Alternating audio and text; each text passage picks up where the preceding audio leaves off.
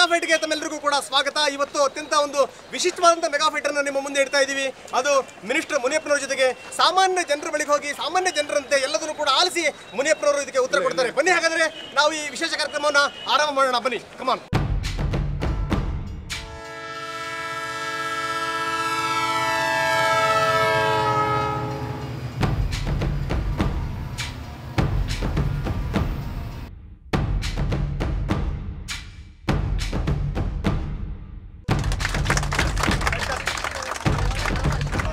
ನಮ್ಮ ಕನಸಿನ ರೈಲು ವಿಶೇಷ ಕಾರ್ಯಕ್ರಮಕ್ಕೆ ಮತ್ತೊಮ್ಮೆ ತಮಗೆಲ್ಲ ಸ್ವಾಗತ. ಬನ್ನಿ, ಈಗ ಮುನಿಯಪ್ಪನವರು ಒಂದು ಜನರಲ್ ಕಂಪಾರ್ಟ್ಮೆಂಟ್ಗೆ ಬಂದಿದ್ದಾರೆ ಜನಸಾಮಾನ್ಯರ ಸಮಸ್ಯೆಗಳನ್ನು ಆಲಿಸಲಿಕ್ಕೆ. ಬಹುಶಃ ಇದು ಮಾಧ್ಯಮದ ಇತಿಹಾಸದಲ್ಲಿ ಇದೆ ಮೊದಲು, ಯಾಕಂದ್ರೆ ಒಬ್ಬ ಕೇಂದ್ರ ಸಚಿವರನ್ನ ಸಾಮಾನ್ಯ ಬೋಗಿಗೆ ಕರ್ಕೊಂಡ್ಬಂದು ಜನರ ಸಮಸ್ಯೆಗಳನ್ನ ಆಲಿಸುವಂತ ಒಂದು ವ್ಯವಸ್ಥೆಯನ್ನ ಸುವರ್ಣ ನ್ಯೂಸ್ 24/7 ಮಾಡಿರುವಂತದ್ದು.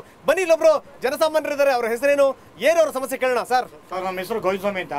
ನಾವು ಹಾಸ್ಪಿಟಲ್ ಕೆಲಸ ಮಾಡೋ ಟೈಮ್ಗಳಲ್ಲಿ ನಾವು 6 ವರ್ಷದಿಂದ ಹೋರಾಡ್ತಾನೆ ಇದ್ದೀವಿ. ಪ್ಲಾಟ್ಫಾರ್ಮ್ ಇಲ್ಲ ಸರ್, ಇದು ಮುದ್ದೇನಹಳ್ಳಿಯಲ್ಲಿ ತುಂಬಾ ತೊಂದರೆ ಆಗುತ್ತೆ. ಹೌದು ಸರ್, 5 ವರ್ಷದಿಂದ ಹೋರಾಡ್ತಾ ಇದ್ದೀವಿ, ತುಂಬಾ ತೊಂದರೆ ಆಯ್ತಾ. ಮುದ್ದೇನಹಳ್ಳಿನಲ್ಲಿ ಪ್ಲಾಟ್ಫಾರ್ಮ್ ಇಲ್ಲ ಅಂತಾರೆ ಅವರು. DRM ಮನೆಯವರು ಇಲ್ಲೇ ಇದ್ದಾರೆ, ಅವ್ರನ್ನ ಜೊತೆಯಲ್ಲಿ ಕರ್ಕೊಂಡ್ ಬಂದಿದ್ದೀನಿ. ಅವರ ಕಟ್ಸುಗಳನ್ನ ನೋಡಿ ಪ್ಲಾಟ್ಫಾರ್ಮ್ ಮಾಡೋದಕ್ಕೆ ನೆಕ್ಸ್ಟ್ ನಾವು ಅದಕ್ಕೆ ಕಾರ್ಯಕ್ರಮ ಹಾಕೊಳ್ತೀವಿ. ಮನುಜಿ, प्लीज कम प्लेटफॉर्म का बहुत प्रॉब्लम है. It's मुद्देनहಳ್ಳಿ. Okay. That is a halt station. Okay. So halt stations are supposed to have rail level platforms. Now policy has come to raise the platform. We'll examine it. Yes. CTR ಅವರು ಹೇಳೋ ಪ್ರಕಾರ ಏನು ಅಂದ್ರೆ ಇವರ ಸಮಸ್ಯೆಗಳೇನಿದೆ ಆ ಸಮಸ್ಯೆಗಳಿಗೆ ನಾವು ಸ್ಪಂದಿಸುವಂತ ಒಂದು ಪ್ರಯತ್ನವನ್ನ ಮಾಡ್ತೀವಿ ಅಂತಾರೆ. ಬನ್ನಿ, ಮತ್ತೆ ಯಾರು DRM ಅವರ ಪ್ರಕಾರ ನಾವು ಅವರ ಸಮಸ್ಯೆಗಳಿಗೆ ಸ್ಪಂದಿಸ್ತೀವಿ ಅನ್ನೋ ಮಾತನ್ನು ಅವ್ರು ಹೇಳಿದ್ದಾರೆ. ಬನ್ನಿ ಸರ್, ನನ್ನ ಹೆಸರು ಪ್ರೊಫೆಸರ್ ವೆಂಕಟಸ್ವಾಮಿ ಅಂತ. ತುಮಕೂರು ಬೆಂಗಳೂರಿಂದ 25 ವರ್ಷಗಳಿಂದ ಓಡಾಡ್ತಾ ಇದ್ದೀನಿ. ಆದರೆ ನಮಗೆ ರೈಲ್ವೆ ಸೌಲಭ್ಯ ತುಂಬ ಕಡಿಮೆ ಇದೆ. ದಯವಿಟ್ಟು ರೈಲ್ವೆ ಸ್ಟೇಷನ್ಗಳಲ್ಲಿ ಶುಚಿತ್ವ ಇಲ್ಲ sir.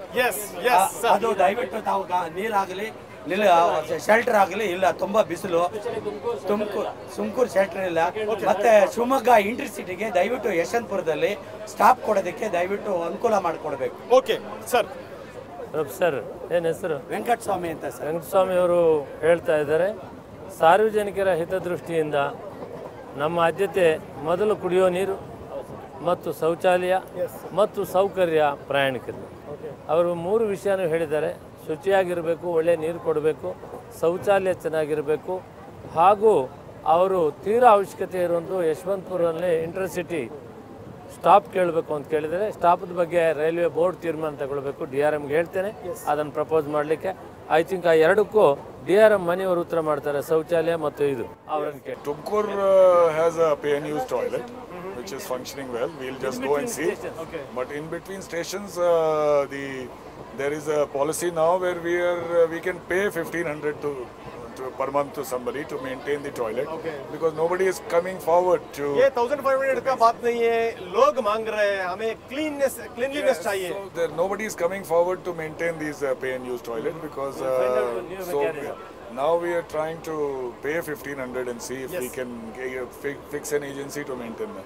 Yes sir, thank you. ಬನ್ನಿ, ಇಲ್ಲೊಬ್ರು ಲೇಡಿ ಇದ್ದಾರೆ, ಅವರು ಕೂಡ ಮಿನಿಸ್ಟ್ರಿ ಪ್ರಶ್ನೆ ಕೇಳಬೇಕು ಅಂತ ಕಾಯ್ತಾ ಇದ್ದಾರೆ. ಅಮ್ಮ, ನಿಮ್ಮ ಹೆಸರೇನು, ಏನು ಕೇಳಬೇಕು ಅಂತೀರಿ? My name is Manisha sir. I'm working for a call center for a BPO. My question is this example of this train. This goes till Hubli and there's no toilet facility, sir.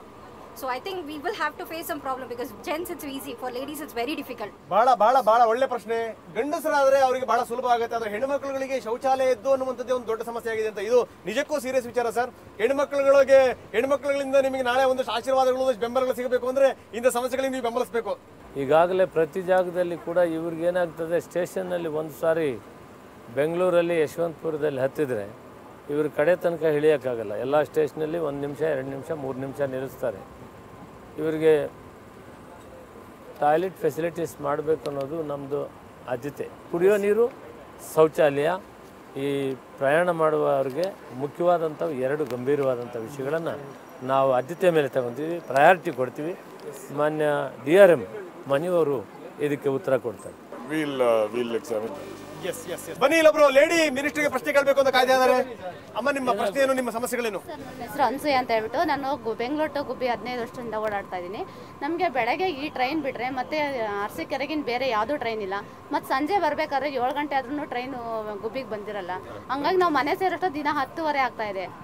ಈ ನಡುವೆ ಒಂದು ಸ್ವಲ್ಪ ಬೇಗ ಬರ್ತಾ ಇದೆ, ಹಾಗಾಗಿ ನಮಗೆ ಸಮಸ್ಯೆ ಆಗಿದೆ. ಎಕ್ಸ್ಟೆಂಡ್ ಮಾಡಿದ್ರೆ ಪುಷ್ಪುಲ್ ಎಕ್ಸ್ಟೆಂಡ್ ಮಾಡಿದ್ರೆ ನಮ್ಗೆ ಅನುಕೂಲ ಆಗುತ್ತೆ.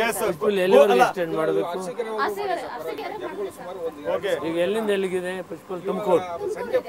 ತುಮಕೂರದ ಅರಸೀಕೆರೆವರೆಗೂ ಹೋಗ್ಬೇಕು ಅಂತೀವಿ. ಗುಬ್ಬಿಗಳಾದ್ರೂ ಬೇಗ ಮನೆ ಸೇರ್ಕೊಂಡ್ಬಿಡ್ತವೆ, ಆದ್ರೆ ಗುಬ್ಬಿ ರೂಟಲ್ಲಿ ಓಡಾಡುವಂತರು ಬೇಗ ಮನೆ ಸೇರ್ಕೊಳ್ಳಲ್ಲ, ಗೂಡು ಸೇರ್ಕೊಳ್ಳಲ್ಲ ಅನ್ನುವಂಥದ್ದು ಏನಂತೀರಿ ಸರ್? ನಾವು DRM ಅವರು ಮನೆಯವರಲ್ಲಿ ಇದ್ದಾರೆ. ಐ ಥಿಂಕ್ ಇದು ಎಕ್ಸ್ಟೆನ್ಷನ್ ಮಾಡುವಂಥದ್ದನ್ನು ಪುಷ್ಪುಲ್ ಟ್ರೈನ್ ತುಮಕೂರಿನಿಂದ ಅರಸೀಕೆರೆವರೆಗೂ ಮಾಡಬೇಕು ಅಂತ ಹೇಳ್ತಾ ಇದ್ದಾರೆ. ಆ ತಾಯಂದಿರು ಗುಬ್ಬಿವರೆಗೂ ಮಾಡಬೇಕು ಅಂತಾರೆ. ಅರಸೀಕೆರೆ ಆದರೆ ಪೂರ್ತಿ ಪ್ರಮಾಣದಲ್ಲಿ ಅನುಕೂಲ ಆಗ್ತದೆ.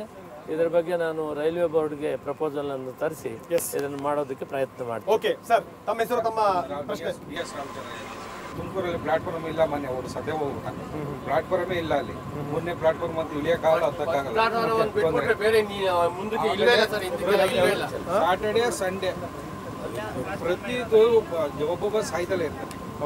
ಇಲ್ಲಿ ಓಡಾಡೋದಕ್ಕೆ ನಿಮಗೆ ತುಮಕೂರಲ್ಲಿ ಪ್ಲಾಟ್ಫಾರ್ಮ್ ಆಮೇಲೆ ಸಂಡೇ ಒಂದು ಟ್ರಿಪ್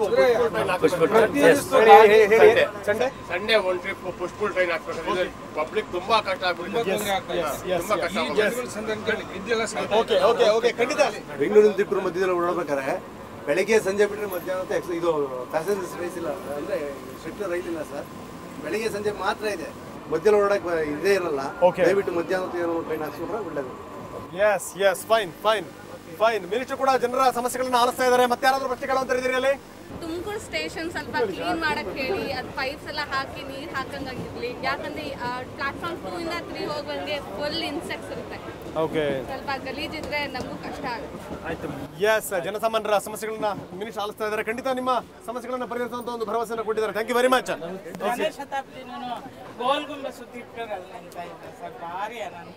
ಇಂಟರ್ಸಿಟಿ ನಿಲ್ಸಿದ್ದೀನಲ್ಲಮ್ಮ. ಇದು ಗೋಲ್ ಗುಂಬಸ್ಸು ಮತ್ತೆ ಜನಶತಾಬ್ದಿ ದೂರ ಹೋಗೋ ಟ್ರೈನ್ಸ್ ನಿಲ್ಸಿದ್ರೆ ಅವ್ರ ಪ್ರಯಾಣ ವಿಚಾರ ಮಾಡ್ತೀನಿ.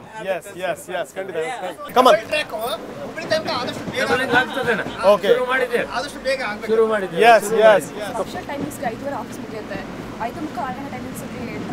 ಎಲ್ಲಿಂದಮ್ಮ ನೀವು? Tumakuru to Bengaluru sir. Tumakuru to Bengaluru push pull ಇದೆಯಲ್ಲಮ್ಮ ಸರ್. ಸಾಯಂಕಾಲ 5:30 ಮುಗಿದ್ರೆ ಮತ್ತೆ ಹುಬ್ಳಿ ಟ್ರೈನು ಪುಷ್ಪುಲ್ ಎಷ್ಟೊತ್ತು ಹೊರಡ್ತದೆ? 4 ಗಂಟೆಗೆ ಹೊರಡುತ್ತೆ ತುಮಕೂರಿಂದ. 5-6 ಗಂಟೆ ಟ್ರೈನ್ಗಳು ಸಾಕು ನಮ್ಗೆ. ಈ ಕಡೆ ಎಲ್ಲ ಬೆಂಗಳೂರು ಹೋಗ್ತೀವಿ. ಇಲ್ಲ ಹುಬ್ಳಿ ಟ್ರೈನ್ ಅಂತ ತುಂಬಾ ಲೇಟ್ ಆಗುತ್ತೆ. 9 ಗಂಟೆ ಆಗುತ್ತೆ. ಹಿಂದೆ ಹೋಗ್ರಿ ಈಗ ಅರಸೀಕೆರೆವರೆಗೂ ಪುಷ್ಪುಲ್ ಟ್ರೈನ್ ಹೋಗ್ಬೇಕು ಅಂತ ಒಂದು ಕೇಳಿದ್ದಾರೆ.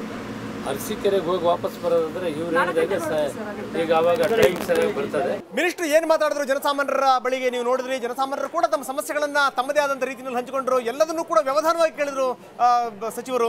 ಜೊತೆಗೆ ಏನಂದ್ರೆ ನಿಮ್ಮ ಸಮಸ್ಯೆಗಳನ್ನ ಬಗೆಹರಿಸ್ತೀವಿ ಅನ್ನುವಂಥದ್ದು. ಇದು ಒಂದು ಬೋಗಿಯ ಕತೆ. ಕೇವಲ ಇದು ಒಂದು ಊರಿಗೆ ಒಂದು ಬೋಗಿಗೆ ಮಾತ್ರ ಸೀಮಿತವಾಗಿರುವಂಥದ್ದಲ್ಲ. ನಾವೀಗ ಒಂದು ಸ್ಟಾಪ್ ಬಂದಿದೆ, ನಾವು ಇಳಿತಾ ಇದ್ದೀವಿ. ಮುಂದಿನ ಸ್ಟಾಪಿಗೆ ಇನ್ನೊಂದು ಬೋಗಿ ಹತ್ತೀವಿ.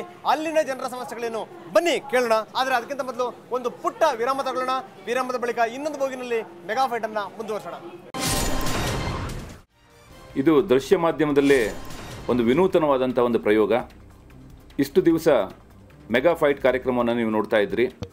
ರಂಗನಾಥ್ ಭಾರದ್ವಾಜ್ ಅವರು ಕೆಲವು ದಿನಗಳ ಹಿಂದೆ ಬಸ್ಸಿನಲ್ಲಿ ಮೆಗಾ ಫೈಟನ್ನು ಮಾಡಿದ್ದನ್ನು ಕೂಡ ನೀವು ನೋಡಿದಿರಿ. ಈ ಸಲ ಚಲಿಸುವ ರೈಲಿನಲ್ಲಿ, ಅದು ರೈಲ್ವೆ ಮಂತ್ರಿಯವರ ಜೊತೆಗೆ ಮೆಗಾ ಫೈಟ್. ರೈಲ್ವೆ ಮಿನಿಸ್ಟರ್ ಆದ ಮುನಿಯಪ್ಪನವರು ಅವರು ಜನರ ಕಷ್ಟಗಳನ್ನು ತಮ್ಮ ಡಿಪಾರ್ಟ್ಮೆಂಟ್ ಸಂಬಂಧಪಟ್ಟ ಹಾಗೆ, ರೈಲ್ವೇಸ್ಗೆ ಸಂಬಂಧಪಟ್ಟ ಹಾಗೆ ಆ ರೈಲಿನಲ್ಲೇ ಪ್ರಯಾಣಿಕರನ್ನು ಆ ರೈಲ್ವೆ ಸ್ಟೇಷನ್ಗೆ ಹೋಗಿ ಅವರ ಕಷ್ಟ ಸುಖಗಳನ್ನು ಕೇಳಿ ಮತ್ತು ಏನೇನು ಮಾಡಬೇಕು, ಅವ್ರ ಕನಸುಗಳೇನು, ಜನರ ಕನಸುಗಳೇನು ಅಂತ ತಿಳ್ಕೊಂಡು ಅಲ್ಲೇ ಸಮಸ್ಯೆಗಳಿಗೆ ಪರಿಹಾರನ ಹುಡುಕ್ತಾ ಮತ್ತು ಭರವಸೆಯನ್ನು ಕೊಡ್ತಾ ಇದನ್ನು ನಿಜವಾಗ್ಲೂ ರಾಜಕಾರಣಿಗಳು ನಾವು ತಿಳ್ಕೊಂಡಷ್ಟು ನಿಜವಾಗ್ಲೂ ದೂರವಾಗಿಲ್ಲ ಜನಕ್ಕೆ.